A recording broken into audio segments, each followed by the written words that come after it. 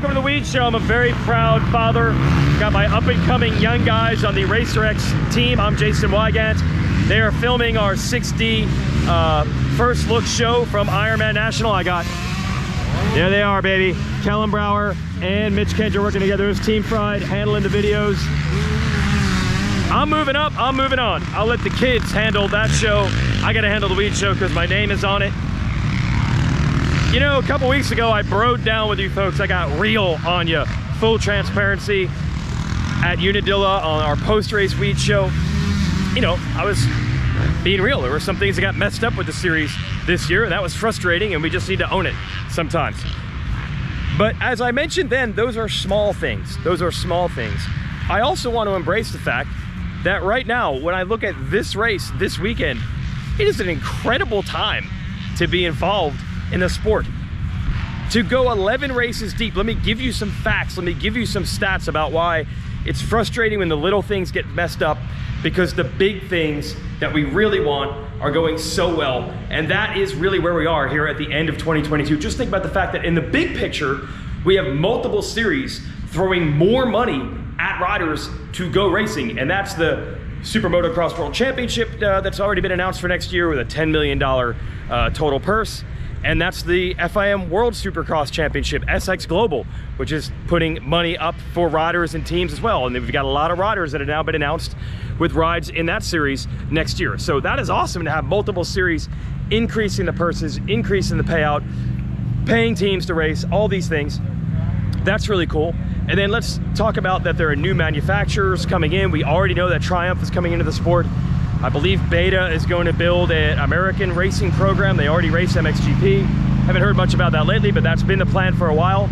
Now there's rumors that Ducati is working on a 450 motocross bike. We don't know what the racing plans for that are. So we have series riders, teams, series trying to grow, trying to get more riders, spending more money on riders. We have manufacturers coming in, trying to grow more teams. That's awesome in the big picture. And then in the small picture, like exactly what's going on right now, can we believe this? We still have 1 point in it between Eli Tomac and Chase Sexton, which is, I believe, statistically the closest this championship has ever been after 10 rounds of racing. Ever. That's unbelievable. The last time it was essentially a winner-take-all showdown in the premier class going for the title was 1996 at Steel City. And to give you an idea how long ago that was, for me personally, I was just moving into college as a freshman in college, and I had to have my parents videotape the races at home, and then I was waiting for my first weekend off where I had a chance to go back home and watch the tapes of the races to even find out who won that title. Now we're gonna find out live as it happens, but it's incredible. Sexton Tomac showdown, and that's not even enough, because this 450 field is actually getting deeper and thicker and tougher as the year goes on, which is the opposite of what normally happens. So let's celebrate it all. What's up, Shu?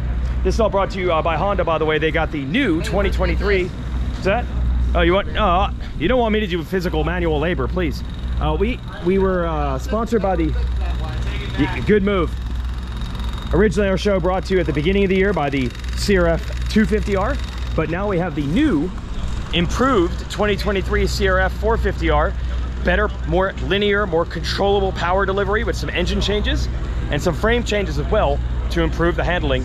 And the bike's available for 2023 in 3 flavors. You have the regular Honda CRF450R, you have the Works Edition, which has a lot of really cool bolt-ons and additional little tweaks to make it perform even better if you want the Ultimate, and the Retro Edition. Remember, we started this year celebrating 50 years of racing with Honda, and now they have a bike that you can buy that looks like those ones they raced at round 1 and went 1-2 on, with the blue seat, the gold rims, and the general glory days of Team Honda 1980s look.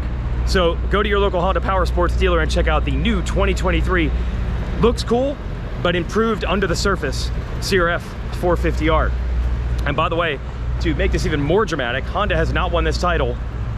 Wow, that is impressive right there. That is impressive. You got it. You guys, on the gravel. Impressive. Honda has not won this title. Thank you, guys. Honda has not won this title since 2004. 2004. Every other major manufacturer, including even Husqvarna, which wasn't even under KTM ownership back in 2004, has won this title in that time. That is unbelievable. So that's what's on the line between those two. And then we have a really deep field, because Phil, you're back? You racing? Oh, no. I'm what? gonna commentate with you. You're gonna jump in the booth? No. No, I would love it, actually. That. Okay. Too many bleeping. Yeah, that's right. We need to have the whole show in a 7-second delay. Why are you here? I figured I'd watch Big Al before it's all said and done. Okay. And you're not going to Cali? You are not. Bleep already. Bleep already, Phil. Would you go to Cali if it was your choice? If they're not paying, I'm not going. Exactly. Yes, exactly. So, are you here? You are a reporter for Racer X. I'm here for the Racer X dinner tonight that no Racer X employee told me. Is there? Somebody you're an employee. I don't get paid, but I am an employee. Okay, all right. I work for free. Do you want in? It's a free dinner. Okay. Davy's credit Wait, card. I have to pay? Somebody's swiping the card, not me. Davy's probably going to cut and run. Cheers. But I've got the credit card. We'll make it happen. I'm in. You mentioned in your Unfiltered, check it out every Friday afternoon at Racer X Online, the phenomenal level, Phil, that Sexton and Tomac are on. Yeah, it's mental. It is mental. Yes. I'm actually, it's badass. It's cool for me to watch. Yes. Even though I wish I was out there, but they'd make me look silly, so I'm glad I get to watch from the sidelines. What is interesting that I had not thought about until today's column, that you said everybody can talk about the riding styles, feet on the pegs, all these techniques. Everybody knows it. But you're saying doing it when you're riding on the edge, that's the problem. Any riding instructor, I could tell somebody, oh yeah, go ride with your feet on the pegs, this and that, but to actually do that and do slow-mo clips of them doing it, to do it like Eli and Chase, get at it, they ain't doing it. So when you're going, when you're riding, or anybody, at 101%, you ain't and then they get your technique perfect. You ain't doing what they're doing. So that's what makes it so impressive. 70%, yeah, I can do it. So you could ride a slow lap, a 70% lap, and have perfect form. 100%. 101% feet or spaghetti legs, elbows are down. Then it's down. Yes, exactly. Revert back to old habits. Not to rub it in here, but how badly did you want to race Big Al this summer? That was your whole goal, right? Yeah, it was. I mean, it was both our goals. You know, but I screwed myself. So it is what it is. But shoulda, coulda, woulda. So you've already announced. Spanked him anyway. So I gave him a freebie, you know, let him go out on top. Hey, Big Al. So who would have won? Who would have won? He ducked you. He ducked you all summer. He ducked you. He messed his arm thing up. He kept. Oh, I would kick his ass. There we go. There we go. There we go. Yeah. Contest. He was actually, I will say, he did a little boot camp like right before he got hurt in Atlanta Supercross, and he was pretty fit and he was riding pretty fast then. But it was literally only 10 days that he was actually going well. And then you were hurt. And then the longest arm injury of all time. It's been downhill ever since. Yeah, it's been downhill ever since. But it's announced, Phil, you're coming back. Yeah, World Supercross. Yeah, you're back for World Supercross. I only have like maybe 2 weeks on the bike, but since I don't actually have to qualify in, I might as well go see different people and countries. And okay. We have 2 injuries in 1 year. Most people are like, you know, this just wasn't my year. Not Phil. No. Never say die. No year is ever his year. What's the difference? Hey, no year is ever his year. Starts October 1, so his first round's October 8th. Might as well come out. That's right. That's in motocross terms. October 1. Exactly. New year, new Phil. All right, he would have won. See you, Weege. He would have won. Yo. We spend any money? Huh? No, I'm hurt, man. I'm hurting. It's been a rough. It's been a rough week. I took the family to Disney World, and I probably spent $4,000 or $5,000 in the last 7 days. Let's not talk about that.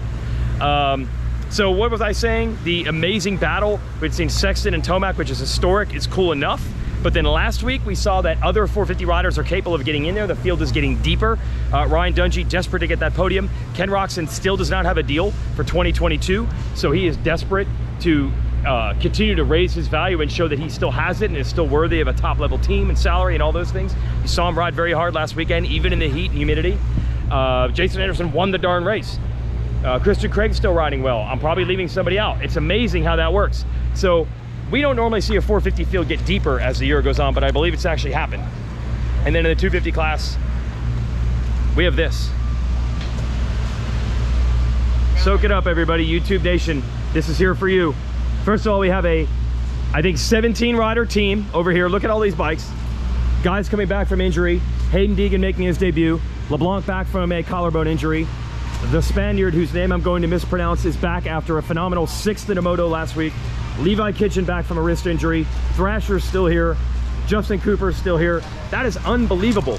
Unbelievable competition in both classes. It's getting deeper as the year goes on. That never happens. So think of all the great things that we don't normally get. We're gonna have a 1-point showdown in the 450 class with a title on the line, and the Haiden Deegan debut, which, like it or not, is going to be one of the most anticipated debuts in quite some time. And you might say, well, is the bona fides there? Is the speed there? Does it deserve that kind of hype? You can't help it. YouTube Nation, Instagram, social media nation has spoken. Wherever Haiden Deegan goes, there will be attention, like it or not. Now, talking to his dad, Brian, he said the goal is just to learn. That's it. We don't even care about the result. We get 20th, we're happy.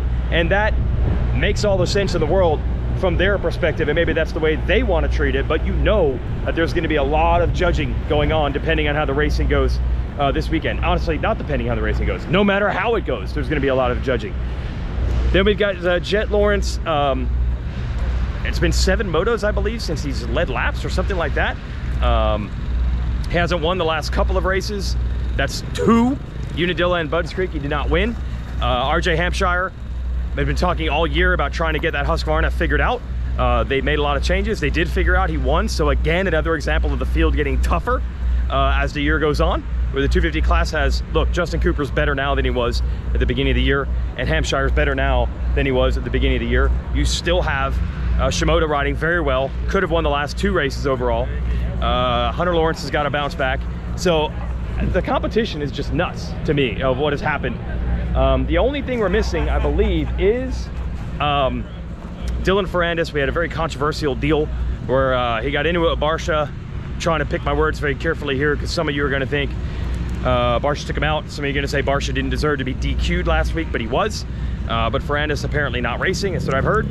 So tough break. That we did lose 1 name for that 450 group, which was getting deeper. And now that we have Haiden Deegan here, we also have the 523. 523. You're having a good time already. I like it. 523 is Ryder DeFrancisco. So guess what, everybody? You know, so how are you doing this time? You know, well, it's time. It's time. We are going to have Ryder DeFrancisco and Haiden Deegan on the same gate racing tomorrow. We had really built that up to epic proportions that I didn't intend to, but it just became a funny joke that everybody likes. Well, it's time. It's time. We've got amateur rivals moving up to battle each other, making debuts. We have a combine today, feeding more riders into the sport. We have a super close 450 championship.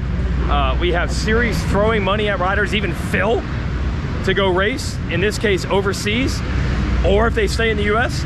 The Super Motocross combo throwing more money at the riders next year. New manufacturers coming in. My gosh, were you bombing the whole time? You're good. Don't worry, I said good things about you earlier, not even behind your back. Did they make you do that? Or you just want the...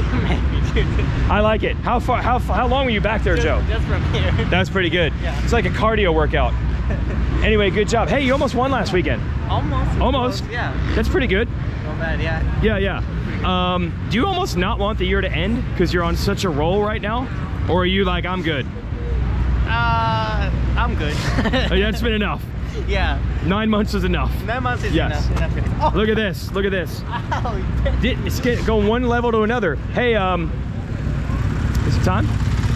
It's time. It's time. It's time. It's time. You're good. You're healthy. You're good. Yeah, you're racing? Because you didn't race last weekend, but you're okay? Yeah, we're fine. It's time. It's time. Ryder D and Haiden Deegan are going to race, everybody. You heard on the Weege show. You know, we're racing when it's time. We're going to do it. And one other thing I want to mention on our Twisted Tea post-race show last weekend, we had Justin Rodbell come over as a full privateer, shirtless, because both riders on the Twisted Tea Suzuki team, which is Heart Raft and my buddy Marshall Welton, they're both hurt. So we invited Rodbell over for our post-race show on Racer X, and now he's racing for the team. So we make dreams happen here with our videos on Racer X. So, hey, I'll get real with you folks when things are down. So I get real with you folks when things are up. Unbelievable championships, field swelling with talent at the end of the year when it normally goes the other direction. New riders coming in, new manufacturers, new series, new money. It's a pretty good time to be around. Enjoy it, folks. Thanks for watching, and good luck to the 55 of Rodbell, who's now part of that team. Yeah, it's good news all around.